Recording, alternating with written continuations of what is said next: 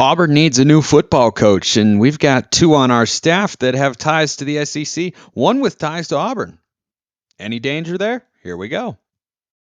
You are Locked On Ducks, your daily podcast on the Oregon Ducks, part of the Locked On Podcast Network. Your team every day.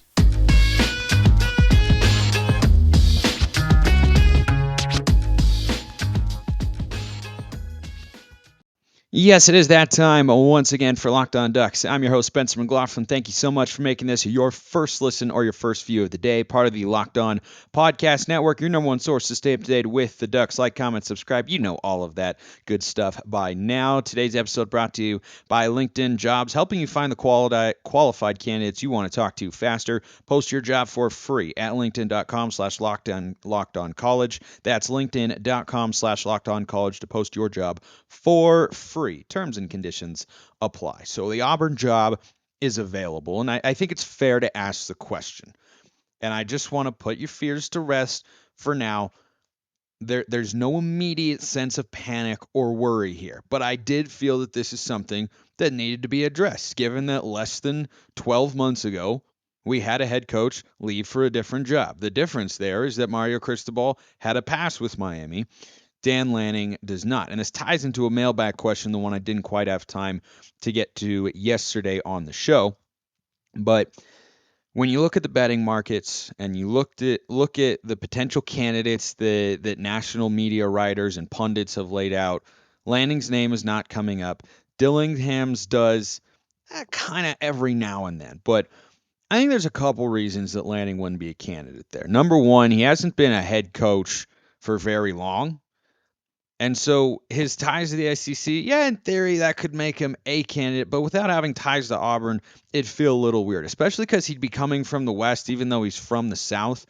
I think that Auburn fan base is really in a place where they want someone who's from the area, who knows the area, and who's been coaching in that area. And I don't know if Lanning fits that particular mold. And then just from a coaching qualification standpoint, I mean, Lanning has done a great job. Don't get me wrong, but the offense is carrying the lion's share of the run here for Oregon, right? I don't think anybody would disagree with that. So Lanning's side of the ball hasn't been as dominant as some people would maybe like. They've been better than the statistics would suggest, but I don't think that's the sort of hire that would really sell the Auburn fan base and the alumni and donors that he was the right guy. There's no ties to the university. He hasn't worked there before. He's been on, I think he was a GA at Alabama. He was, of course, on Georgia's staff.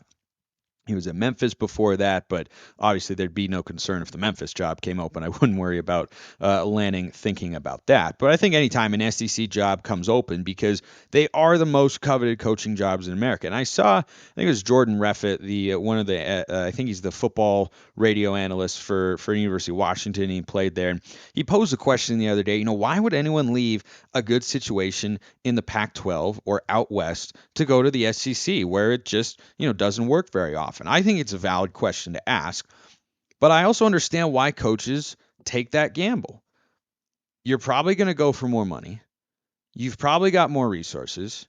You're usually in a better recruiting bed unless you're coming from, Los Angeles or Arizona. Maybe is comparable, but still down south, you got a lot of really, really good players. And looking at Auburn, you're close to Texas, you're closer to Florida, and then you've got some big players down south. Oregon has to go in and pull those coaches out. But like Mike Leach, for example, could have stayed at Washington State and continued to have success, but kind of felt like his run there had come to an end, of which he had a great one, and he wants to test his chops as a coach at the next level. So I totally get that, right? I understand why some SEC jobs, not all for sure, but I understand why Mike Leach would go to Mississippi State, which is a historically middling SEC program, rather than being at Washington State.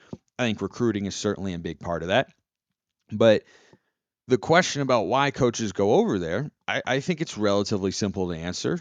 More money, more resources, more buy-in. You're going to sell out your stadiums all the time. You've got a better TV deal.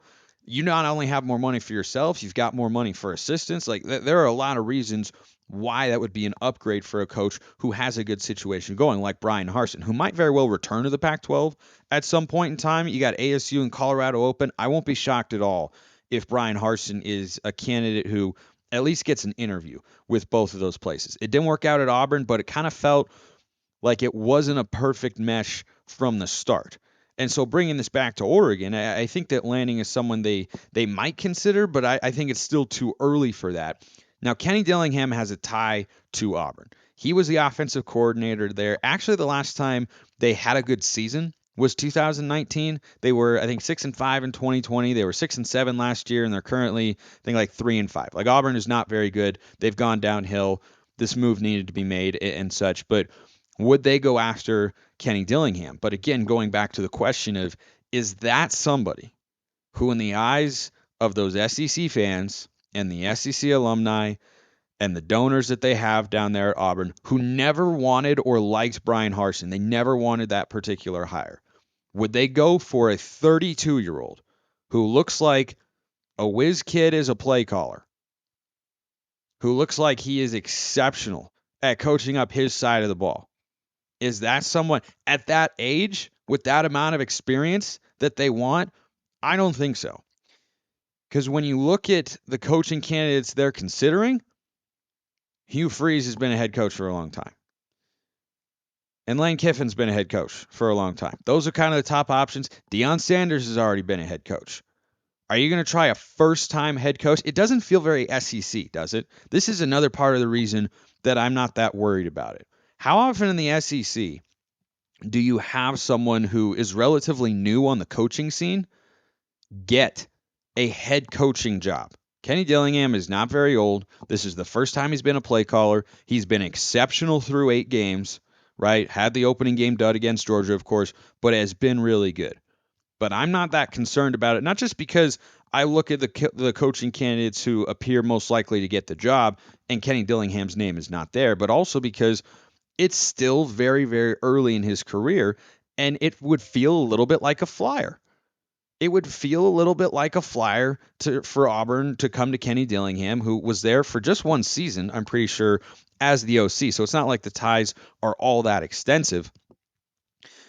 Would they go for someone who's been a play caller for a year and hasn't been a head coach? Would be, I think, the youngest or second youngest. I'm pretty sure the guy at South Alabama would be a touch younger. He might be a little older than Kenny Dillingham, but he'd be among the 2 or 3 youngest head coaches in all of college football. It doesn't feel to me that that's the direction Auburn is going to go here, given the list of candidates they appear to be considering and that might be in line for that job. So I'm not particularly worried about it. I do think it's worth addressing because anytime you bring in a staff that has a lot of SEC ties, it's fair to ask the question, are they going to be allured back to that conference? Are they going to want to take a job when one comes open? Is the Auburn job better than Oregon? I'd argue no. You have an easier path to the playoff while also having all the money, facilities, fan support, alumni support, and everything that you could get at an SEC school. So I don't think Auburn is a better job. Oregon's been a better program, and they're now currently a better program as Lanning has taken over and such in the last 10, 15 years or so. But I think we'll be okay. I'm not guaranteeing that 100%, but my instinct overall is to look at this and say it doesn't feel like either like Lanning's got no ties.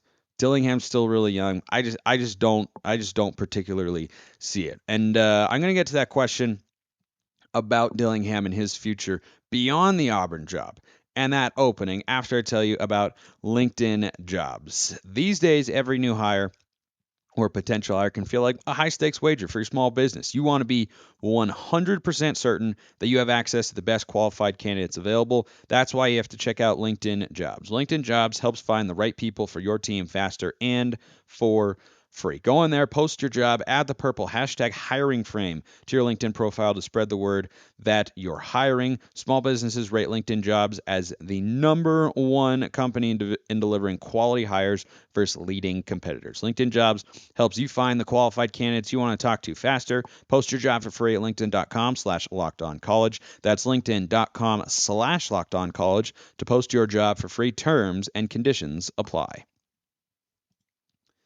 Okay, so finally I'm getting to the brewing PNW Adventures question. And just to sum it up real quick, it was a longer question and such, but He wants to know if Kenny Dillingham taking a head coaching job would potentially be delayed because of the history that he's got with Dan Lanning and whether or not that would help keep him around for more time. My initial reaction is it can't hurt. It can't hurt because Dillingham is someone who has the potential to be a head coach, given what we've seen from him as a play caller at this point. But you still have to have some pedigree. You still have to have some time as a high level coordinator to where you can observe how a particular head coach does the job. Now he's been an OC. He just hasn't been a play caller. I think that's a little bit different, but that's more about how other schools will view him. With regards to his relationship with Dan Lanning, it's there. There's a past. They were on the same staff at Memphis, I think is where they first met. There might have been one other stop where their paths briefly crossed, and that's kind of the nature of the business, right? Is one reason that Dan Lanning I think brought in Kenny Dillingham is he knew him from those stops, and he knew the sort of coach that he could be and why he was the right coach. But I think if you're Kenny Dillingham, one thing you have to consider is you clearly have a good situation here at Oregon. You might be coaching yourself into a raise. You've got a head coach in Dan Lanning who you know, who you trust, who trusts you, right? There's no handcuffs or anything, right? I mean, no one gets that sense the way we felt at times over the past 4 years with that relationship between the head coach and the offensive coordinator. This is, from what we can tell from the outside, this is all Dillingham on the offensive side in terms of the play calling, the scheme. Of course, Lanning is involved and such, but that's also my point. Is he's not saying, no, here's what we're gonna do, and you need to do this, you got to do it that way. And if you're Kenny Dillingham, I think that helps you a lot because if you want to elevate your stock as a coordinator to be a head coach and look at how you can maximize your kind of draft stock in the eyes of other schools who maybe want to hire you as their head coach, you want to be able to do something like this for multiple years because Arizona State may come after just 1 year to Kenny Dillingham and say, we'd like you to be our head football coach. But if Dillingham stays with Lanning for, 2 years after this one, the offense keeps playing like this, you have conference championships, maybe a college football playoff appearance. If you do all of that, especially if he's able to make Dante Moore into a really, really good quarterback with all the promise that he shows as a prospect, then I think you could get interest from maybe if the next Auburn coach doesn't work out very well, then maybe there's a greater level of intrigue from the Tigers to say, well, maybe we want to go get him. And maybe that's the job that Dillingham wants. Maybe he wants Arizona State. I don't know. I've never met him. I haven't talked to him. And I don't think he's been, nor do we expect him to be public about what his private career aspirations would be. I'm sure he has them, as anyone at that age tends to have. But if he's trying to make himself the best candidate possible, sure, he looks like a good one right now. But imagine if he stays with Lanning, a guy who he knows, a guy who he trusts, and a guy who he knows he can win a lot of football games with for another couple years. I think you could see bigger schools start to come calling and say, "Hey, we'd like to interview you for our head coaching vacancy," because they're always going to be there and such. So maybe he is a one and done as the OC because the offense has been so darn good. But I think he could be better served or have a better chance for his first head coaching job to be at a bigger school where you have a higher chance to succeed and maybe you have more pressure at a place like Auburn if you end up there one day, but he'd be at a place where he could go and have more resources and players recruiting base rather than like what Joe Moorhead has done, for instance, right? He had some success as the OC. I always thought he was pretty smart, but he's at Akron and they're having a rough go of it this year. And maybe in a couple of years he's able to rebuild that. But Dillingham may be tempted by an offer by that sort of school, not necessarily a group of five school, but potentially if they get it, if it's a good group of five school and he gets a head coaching offer, like maybe if Memphis one day were to come calling and say, hey, we'd like you to be our head coach, maybe he'd be okay going with that as his first job. But is it easier to win at Memphis or is it easier to win at, I don't know, a Big Ten or SEC school that comes available depending on which one it is? So I think it's fascinating, but could his relationship with Lanning help keep him around? Yeah, I think a little. I don't think it could supersede a great offer if it came along, but I think it makes it more likely he would need an outstanding offer to leave rather than just saying, well, I'm going to take the first job that I get. Like if he gets one or an interview that's like, it's just an okay school, it's an okay job and such, but it's a head coaching opportunity, maybe it's more likely. I think it makes it a little more likely that he'd stick around with Lanning because of everything I've talked about, that he knows he can win a lot of games, and he knows he can have a lot of success and raise his stock. So yesterday, around this time in the episode, I had what my favorite high school teacher would call a moment of cerebral flatulence, and my more commonly referred to as a brain fart. And I just kind of like forgot what I had teased before the break, but I remembered, and then I figured, you know what, maybe, perhaps. I should address it here on the show. So the reason that Clemson going 13-0 is something Oregon fans should support in terms of them getting into the playoff is because if Oregon went 13-0, we would want the same treatment, even if the conference was not very strong. Think about it. Let's say Oregon stays in the Pac-10 or they expand back to the Pac-12 with like San Diego State and I don't know UNLV or someone, right? Not adding a ton of RPI strength to the league, but still enough to where, with Oregon and Washington, Utah, Oregon State's on the rise, the Arizona schools can be all right. You'd certainly expect that it would remain a Power Five from a national consideration, right? They'd say, well, it's weaker, but it's still a Power Five.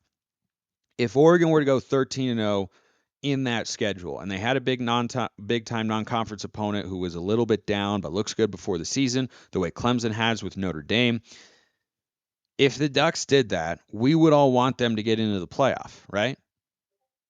Clemson plays in the ACC, which is worse than the Pac-12. It is the worst of the Power 5 conferences.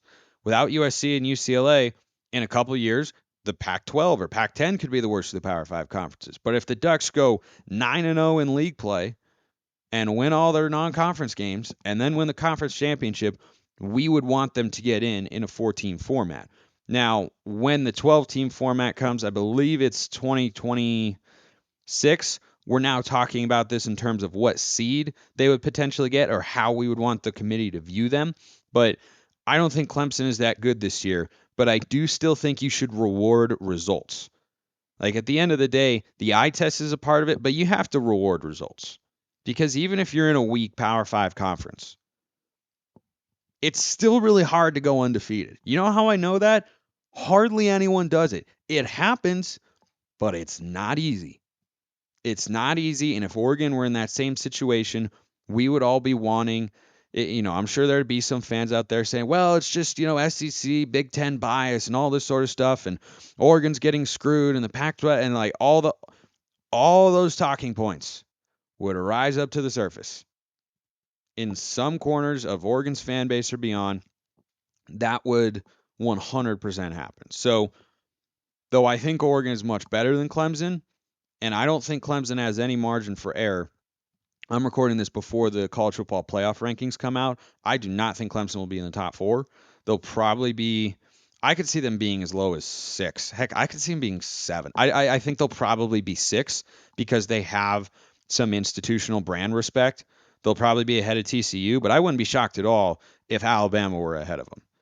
I think, and again, I'm recording this before, so I'm not doing a fake prediction or anything of the sorts. I'd never do that to all of you Duck fans. I'm just not my DNA.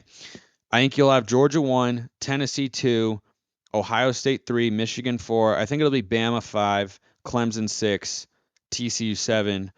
Probably, I wouldn't be surprised if USC is 8 and Oregon's number 9.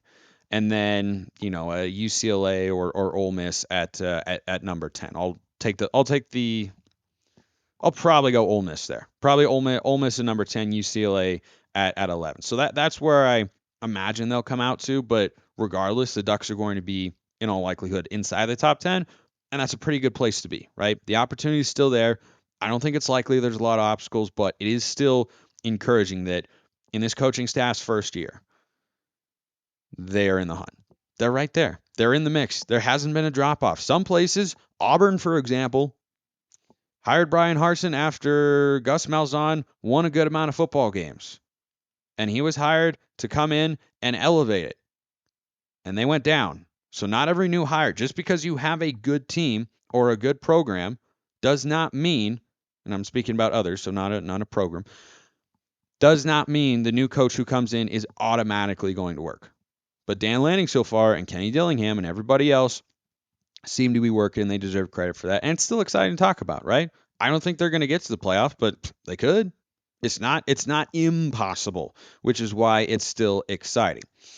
Not exciting was the news about Seven McGee, and I did have a couple more thoughts about him leaving the Oregon football program and why it's not a disastrous situation, but not a great one necessarily either, which I'll tell you about after I talk to you about Bet Online, your number one source for betting football and the start of the new basketball season. Find all the latest player developments, team matchups, news, podcasts, and in-depth analysis on every single game. And as always, BetOnline remains your continued source for all your sports wagering information with live betting and up-to-the-minute scores for every sport out there. The fastest and easiest way to check in on all your favorite games and events, including Major League Baseball, Go Mariners, MMA, boxing, and my personal favorite, golf. Head to the website today or use your mobile device to learn more. BetOnline is where the game starts.